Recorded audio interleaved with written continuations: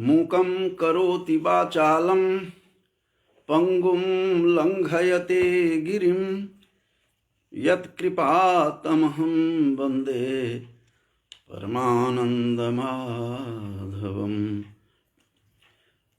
आज जो माता सत्यवती थी महाभारत के काल में, जो वेदव्यास को जन्म देती हैं, वेदव्यास की माता के रूप में जगत विख्यात हुई, उस सत्यवती का जन्म किस प्रकार हुआ, किस प्रकार से उनका जन्म हुआ, किस प्रकार उनकी उत्पत्ति हुई एवं वेदव्यास का प्राकट्य कैसे हुआ, इस विषय में आज मैं देवी भागवत को आधार लेकर कुछ संक्षेप में आप लोगों के सामने बताना चाहूँगा कि किस प्रकार से, और यह जो स्कंध दूसरा स्कंध है, उस दूसरे स्कंध का प्रथम और द्वितीय जो इसका अध्याय है उसके अंतर्गत यथाकथित है, उसको मैं आप लोगों के समक्ष बताने जा रहा हूँ। जो सत्यवती थी वो किस प्रकार की उत्पत्ति उनकी कैसे हुई, कैसे आश्चर्यजनक हुआ, और वेदव्यास की उत्पत्ति, वेदव्यास का प्राकट्य कैसे हुआ। बंधुओं, कहा जाता है कि वेदव्यास विष्णु के अंशावतार थे।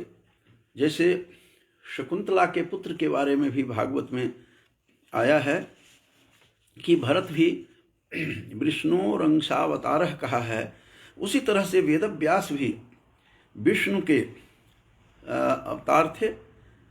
और किस प्रकार से वो उनके पिता कौन थे, इन सब के विषय में यहाँ दिया हुआ है कि कैसे पराशर मुनि जो थे, पराशर ऋषि, वो जो क्षत्रिय ब्राह्मण थे, उनसे कैसे इनका उद्भूत हुआ। तो उस प्रकार से थोड़ी सी चर्चा मैं यहाँ करूँगा कि जो देवी भागवत का द्वितीय स्कंध का जो 1 से 2 अध्याय है उसको लेकर, कि ऋषियों ने सूत जी से कहा कि हे सूत जी, आपकी बात कुछ अस्पष्ट सी लगती है, स्पष्ट नहीं है, आश्चर्यजनक है कि किस प्रकार से, और हमारे मन में एक प्रश्न आया है। ये ऋषियों ने सूत से पूछा और सूत उनका जवाब दे रहे हैं एक एक करके कि किस प्रकार से हुआ कि पतिव्रता नारी सत्यवती तो पतिव्रता थी, और उनका जन्म कैसे हुआ। फिर किस प्रकार से जो शंतनु थे, उनसे शंतनु ने सत्यवती से फिर विवाह करके 2 पुत्र भी उनके हुए। ये सब किस प्रकार हुआ, ये कुछ रहस्यमयी बातें हैं। तो आप एक नैष्ठिक पुरुष हैं हे सूत जी, ऋषियों ने उनसे कहा करके कि आप नैष्ठिक पुरुष हैं हे सूत जी, कृपा करके हमें थोड़ी सी चर्चा कीजिए, थोड़ी बात बताइए इसके विषय में कि ये सब कैसे हुआ। तब सूत जी ने उन ऋषियों को विस्तार पूर्वक कहा कि हे सूत जी, इस प्रकार से उन्होंने बताया कि इंद्र की आराधना की थी, जो चेदी वंश जिनकी राजधानी थी, ऐसे उपरिचर नामक जो था राजा, एक उपरिचर, ये गुत्थी सी उलझी हुई है, इसको सुलझाने का मैं प्रयत्न करूंगा अपने अल्प ज्ञान से। तो इसमें कहा गया है, इसमें जो कहा है कि एक चेदी देश उनकी राजधानी थी और उपरिचर नाम का वह राजा था। उपरिचर मूल रूप से यह देखा जाए तो वह उपरिचर की ही किस प्रकार से संतति के रूप में सत्यवती सब आती हैं। तो उपरिचर नाम का जो वह राजा था, वो उन्होंने प्रार्थना की, इंद्र की आराधना की। और उपरिचर का मतलब उपरिचरति सर्वदा इति उपरिचरः, और उपरिचर मतलब ऊपर ऊपर ही ये अपना एक रथ मिला था, इंद्र की आराधना की थी। इंद्र ने प्रसन्न होकर के उस उपरिचर राजा को देवराज इंद्र ने स्फटिक मणि के से बना हुआ मणि खचित स्फटिक मणि से रचित वो सुंदर सा विमान दिया था इंद्र ने उस उपरिचर राजा को।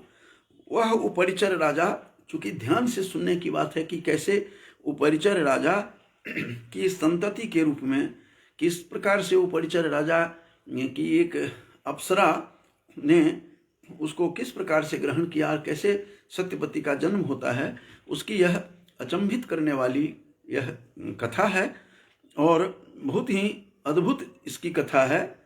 तो आज सत्यवती की उत्पत्ति किस तरह से हुई थी, जो व्यास की माता थी, और व्यास जी का प्राकट्य कैसे हुआ, ये देवी भागवत को लेकर के मैं प्रस्तुत हूँ।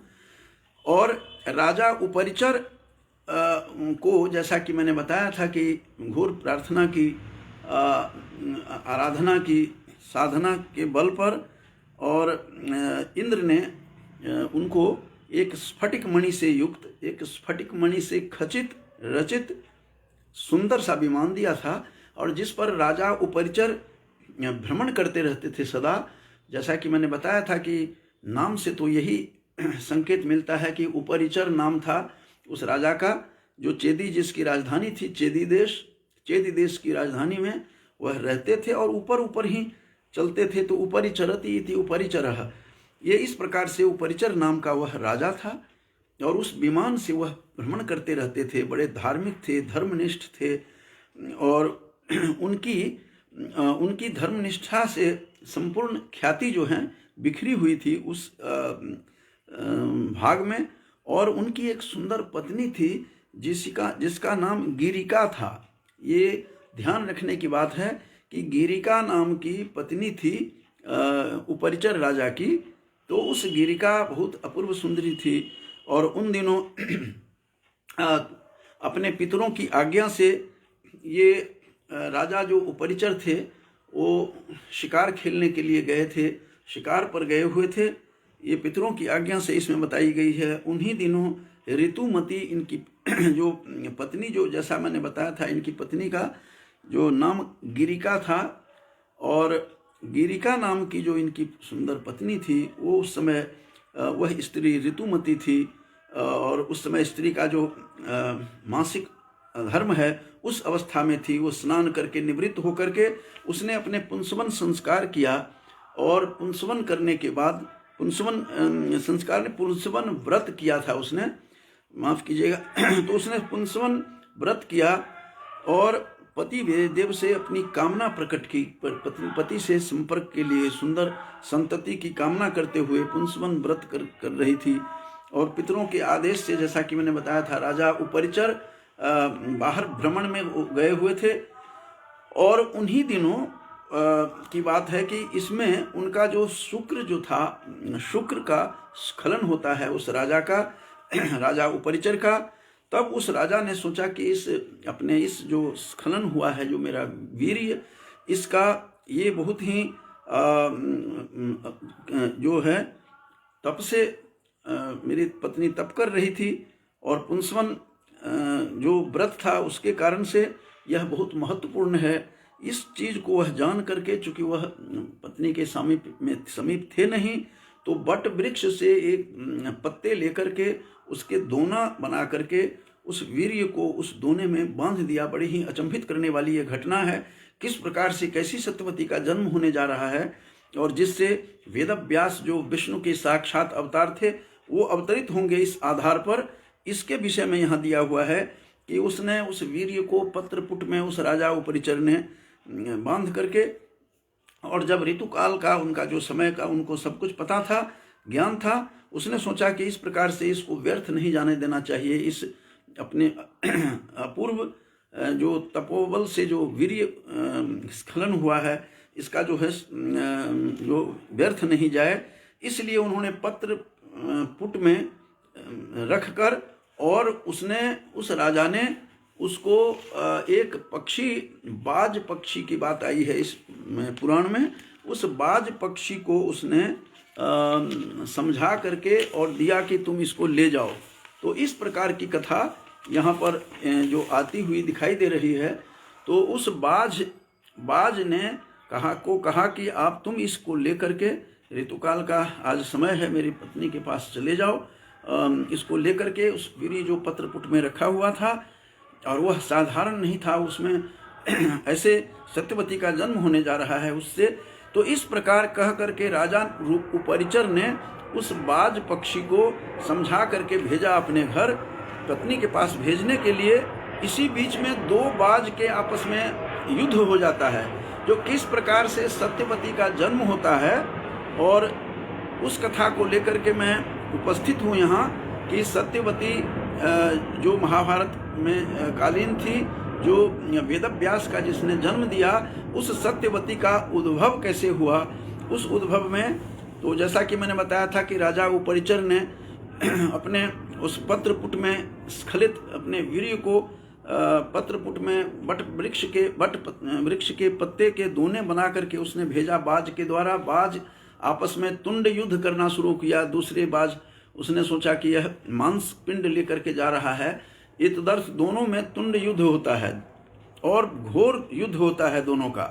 इतना घोर युद्ध हुआ कि उस बीच में वो जो ले जा रहा था बाज, राजा उपरिचर के कहने पर वह मार्ग में ही वह गिरता है, और गिरते हुए वह सौभाग्य कितना था कि उसी समय उस यमुना नदी में एक स्नान कर रही थी अद्रिका।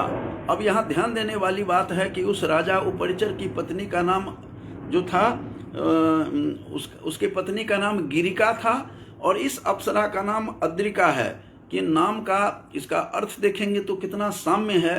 अद्रिका माने भी पर्वत है और गिरि माने भी पर्वत। तो गिरिका तो उस उपरिचर राजा की, जैसा कि मैंने बताया था, उपरिचरत इति उपरिचरः करके उसका उपरिचर नाम था, और विमान पर ही भ्रमण करते रहते थे, ऊपर ही, जो विमान पृथ्वी पर नहीं स्पर्श करता था, इंद्र प्रदत्त था। और वह अद्रिका नाम की एक बीच में कथा, अवान्तर कथा आती है कि एक अद्रिका नाम की एक अप्सरा थी। अप्सरा वो अप्सरा स्नान कर रही थी यमुना में, और उसी यमुना में स्नान करके ध्यान में मग्न थे। एक क्षत्रिय ब्राह्मण जो था वो ध्यान कर रहा था। उसने नीचे से डुबकी लगाती हुई वो जो अप्सरा थी, उन्मत्त स्वभाव वाली थी, जिसका नाम अद्रिका था। इसमें भ्रांति नहीं हो चुकी। उपरिचर की पत्नी का नाम गिरिका था, इसका नाम अद्रिका है। अद्रिका ने उसके चरण पकड़ लिए डुबकी लगा करके उस यमुना नदी में। वो ब्राह्मण ध्यान मग्न थे, ध्यानस्थ थे, उनको ध्यान भंग किया। उसने उस अप्सरा को अभिशाप दिया कि तुम स्वच्छंद विचरण करती हुई तुम मुझे इस प्रकार से उदंडता मेरे साथ कर रही है। मैं ध्यान में हूँ इस यमुना नदी में, और तुम तैरती हुई मेरे पास आकर के मेरे पैर पकड़ रही है। तुम मछली ही बन जाओ, जिस प्रकार की प्रवृत्ति है, जैसे तैरने की आदत है तुम्हें, तुम मछली बन जाओ। और हाहाकार हुआ। उसने बाद में माफ़ी मांगी। उसने कहा भी कि तुम ऐसे ऐसे मछली तो बन जाओगी, संतान उत्पत्ति के बाद तुम फिर अप्सरा रूप में आ जाएगी। इस प्रकार से वो जो अद्रिका नाम की जो अप्सरा थी, जो राजा उस ब्राह्मण के शाप से अब मछली बन गई है, उसी में उसने वो जो राजा उपरिचर का की जो पत्नी के पास जो वह बाज उसके जो शुक्र को ले जा रहा था, उस वीर्य को ले जा रहा था, उसके वह वहीं पर गिरता है। उसके दो बाज के पक्षियों के बीच में युद्ध होता है, तुंड युद्ध। तो इस तुंड युद्ध में वो गिरता है, और गिर करके उसने लपक लिया। उसने अद्रिका नाम की जो अप्सरा थी, जो मछली बन गई है उस ब्राह्मण के शाप से, उसने उसको ग्रहण कर लिया। ग्रहण करने के बाद 10वें महीने की, जब 10 महीने का अपने गर्भ में उसको रखा उस वीर्य को, जिससे और 10 महीने के बाद कोई धीवर आया मछली पकड़ने वाला, और उसको पकड़ करके उठा करके ले जाता है उस मछली को। जो मछली अद्रिका नाम की जो अप्सरा जो बताया था, वो अप्सरा थी, मछली बनी हुई है। उसने घर उसके अलग अलग किया, उसको 2 भाग में चीर करके उसके पेट को, तो उसमें 2 संतति मिली। एक बालक एक बालिका देख करके वह धीवर अचंभित, चूंकि उस उपरिचर नाम का जो राजा था, जो चेदी प्रदेश में की राजधानी जिसकी थी, जैसा कि मैंने बताया था, तो राजा के परिसर इलाके में था। तो सारा वो अचंभित इस कथा को लेकर के, दोनों बालक को लेकर के, दोनों एक बालिका थी और एक बालक था। वही बालिका जो सत्यवती के रूप में वहाँ पर आती है, और वो जो बनी हुई है इस प्रकार से सत्यवती, जो माता बनती हैं बाद में वेदव्यास की, वहाँ जाकर के वो दोनों बच्चों को वहाँ वह धीवर ले गया, वह मछली पकड़ने वाला ले गया, वह मल्लाह ले गया, और उसने कहा कि बेटी तो तुम ले जाओ और इस पुत्र को छोड़ दो, जो मत्स्य राज के रूप में, राजा के रूप में प्रसिद्ध हुए, बहुत बड़े प्रतापशाली राजा हुए। तो पुत्री को वो धीवर को ही दे दिया राजा। उपरिचर नामक जो वह राजा था, उस राजा ने, जो चेदी प्रदेश जिसकी राजधानी थी, और बड़ी उलझी हुई कथा है, बड़ी रोचक है, बड़ी रोमांचित करने वाली कथा है, उसको उठा करके फिर वो ले जाते हैं, उसका प्रतिपालन करता है वह धीवर, और धीवर ने उसका प्रतिपालन किया उस सत्यवती का। इसका अर्थ यह हुआ कि वह उपरिचर का पुत्री थी।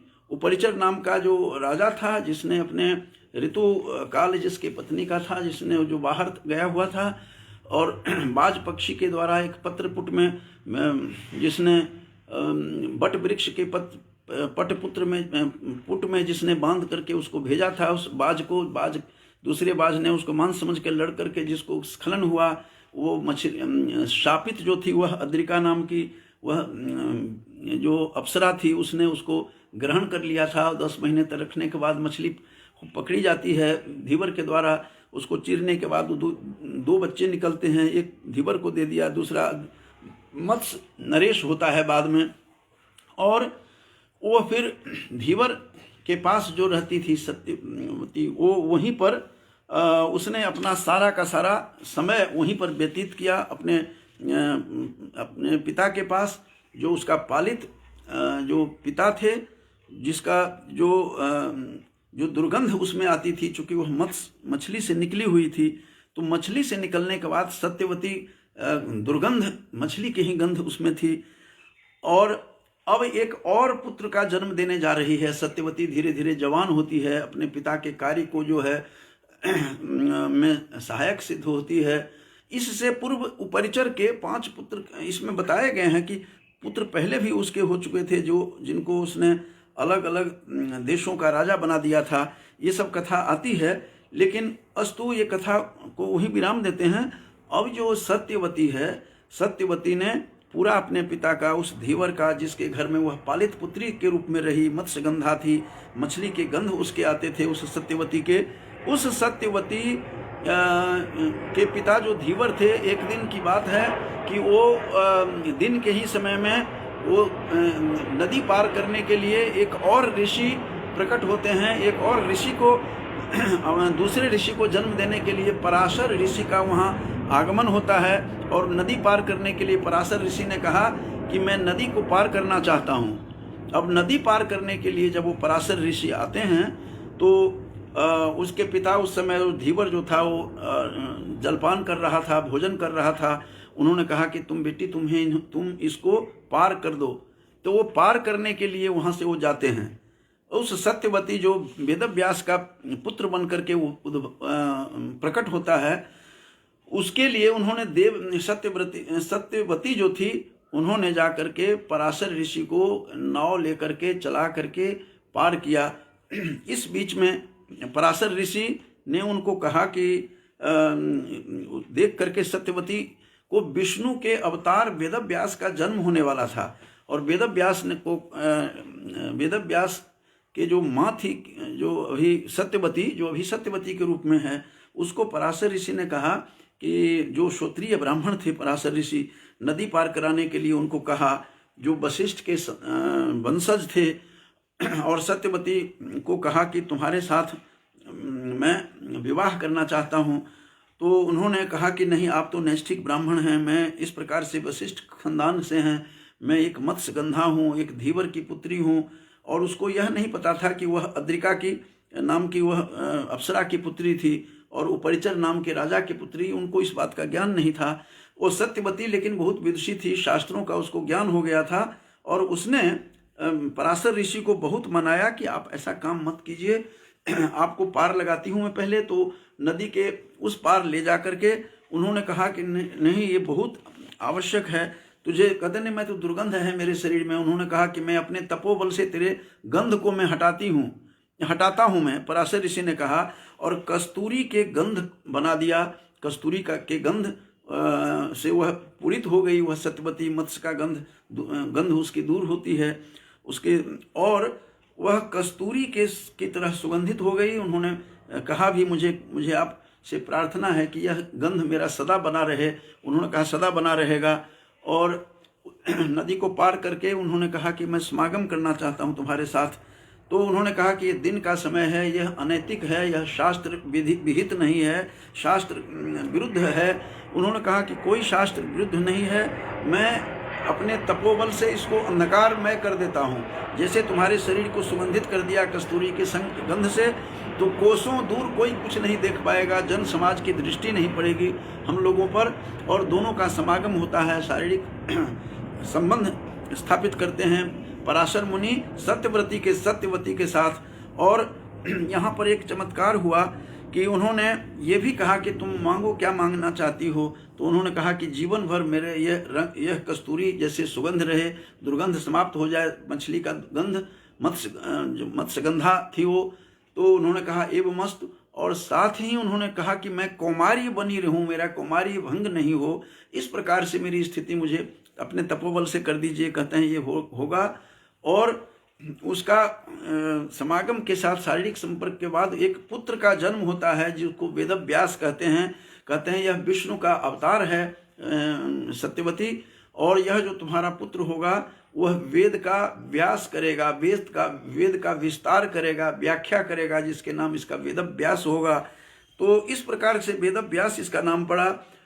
और उसने कन्या व्रत मेरा भंग नहीं हो, कन्या का जो सदा मैं कन्या की तरह बनी रहूं, मैं कुमारी बनी रहूं, इस प्रकार के सारा वरदान पराशर ऋषि से मांग करके, और वह जो पुत्र जो जन्म लिया सत्यवती का, वो जन्म लेते ही वह जन्म के साथ ही वह बढ़ जाता है, और इतना बड़ा हो जाता है कि वह माँ से कहते भी हैं वेदव्यास की, हे माँ, और क्योंकि उसका कौमारी भंग नहीं होना था, वरदान मिला हुआ था, नित्य वह कन्या व्रत को भंग न हो, ये उन्होंने कहा था। एवं मस्त कह दिया था पराशर मुनि ने, जो क्षत्रिय ब्राह्मण थे, जो उनके वंशज थे, वशिष्ठ ऋषि के वंशज थे, तो उन्होंने सब कुछ मांग लिया।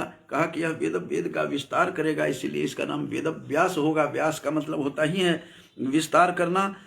तो सब कुछ ले लिया, और जन्म लेते ही वह जो वेदव्यास था वह बड़ा हो गया, और कहा कि माँ तुम जाओ, और मैं अपने तप के लिए जा रहा हूँ। फिर वो अपने नाव लेकर के सत्यवती, ये बस केवल प्रकट होना था, वेदव्यास के प्राकट्य होना था, जिसके कारण से पराशर ऋषि मिलते हैं। ये सब ऊपर से ही विधान बना हुआ था। स्वयं विष्णु का अवतार होकर के वेदव्यास आए हैं, जैसा कि इस देवी भागवत के द्वितीय स्कंध में और 1 से 2 अध्याय जो है उसकी कथा मैंने संक्षिप्त में बताई है कि किस प्रकार से विष्णु का अंश था। एक और मैंने पहले बताया था, दोहरा दूं कि शकुंतला का जो पुत्र हुआ था, महाभारत कालीन शकुंतला जो है, उसका जो पालित पुत्री थी काश्यप ऋषि की, तो उनके पास जो शकुंतला थी, उनका पुत्र भरत भी, सर्वदमन भी ऐसे ही कुछ ही दिनों में 6 साल का बच्चा, वो जवान लगता था, बहुत बलिष्ठ था, बहुत बल था उनमें। ये सारी बातें कही गई है। तो किस प्रकार से उस मछली के अद्रिका नाम की जो अप्सरा को मछली का शाप दे दिया था किसी ब्राह्मण ने, जो यमुना नदी में नहा रहे थे, ये मछली की तरह तैरती हुई पैर पकड़ती है। ये जो मैंने कथा बताई, उन्होंने शापित हुई, और शापित इसीलिए हुआ था कि वेदव्यास को किस प्रकार जन्म होता, यदि सत्यवती का जन्म नहीं होता तो वेदव्यास का प्राकट्य कैसे होता, प्रकट कैसे होते हो।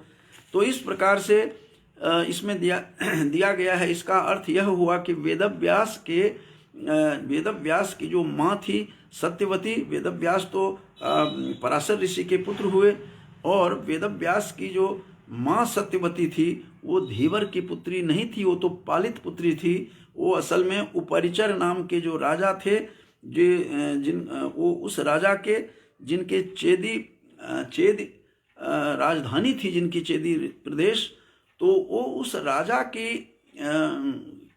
जो पुत्री माननी चाहिए उसको, क्योंकि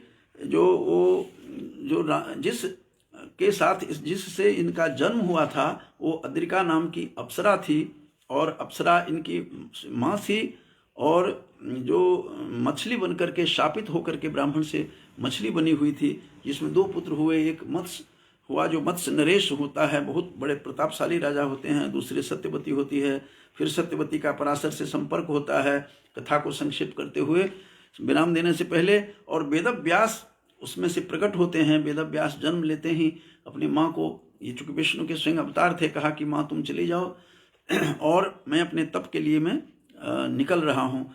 इस प्रकार से सत्यवती की उत्पत्ति कैसे अद्रिका नाम की जो मछली थी उसके हुआ, और उसके किस वीर्य को उसने प्रकट मछली बन करके उसने शापित थी, वह मछली बन करके ग्रहण किया। उस वीर्य को जो राजा, जो उपरिचर नाम के राजा का था, तो वह राजा की ही पुत्री थी, लेकिन प्रकारांतर से धीवर के से पालित पुत्री के रूप में प्रसिद्ध हुई।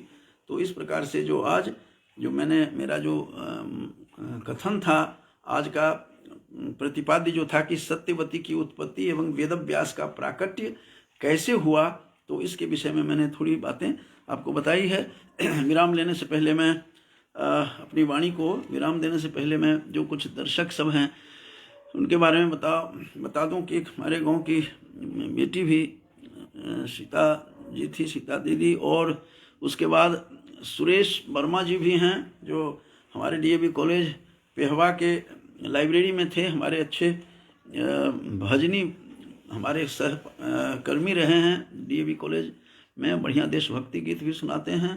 तो सुरेश वर्मा जी को भी धन्यवाद देता हूँ। दूसरे सुरेश झा जी मेरे पौत्र हैं, हमारे गांव से ये सुन रहे हैं, ये बराबर सुनते रहते हैं। इससे पहले डॉक्टर बिहारी लाल पटेल जो उड़ीसा से सुन रहे थे, जो मेरे सहपाठी थे कुरुक्षेत्र विश्वविद्यालय में जब हम पढ़ते थे, हमारे साथ वो पढ़ते थे एमए एमफिल के दौरान। तो ये सभी इसमें देख रहे थे, सुन रहे हैं। और ये देवी भागवत का जो द्वितीय स्कंध है उसके 1-2 अध्याय को लेकर के मैंने कैसे सत्यवती जो वेदव्यास की माँ बनती है, सत्यवती का जन्म कैसे अद्रिका नाम की एक जो अप्सरा थी, जिसको ब्राह्मण से शापित होकर के वो मछली बन गई थी, और उपरिचर नाम के जो वीर्य स्खलित था उसको कैसे ग्रहण करके उसने जन्म दिया, और जन्म दे करके फिर वह पालित पुत्री के रूप में आती है धीवर के घर में। और वहाँ से फिर उस सत्यवती का पराशर मुनि जो क्षत्रिय ब्राह्मण थे, वेद पाठी थे, उनसे संपर्क होता है, और वेदव्यास का जन्म कैसे होता है उसकी थोड़ी संक्षिप्त कथा सुनाई।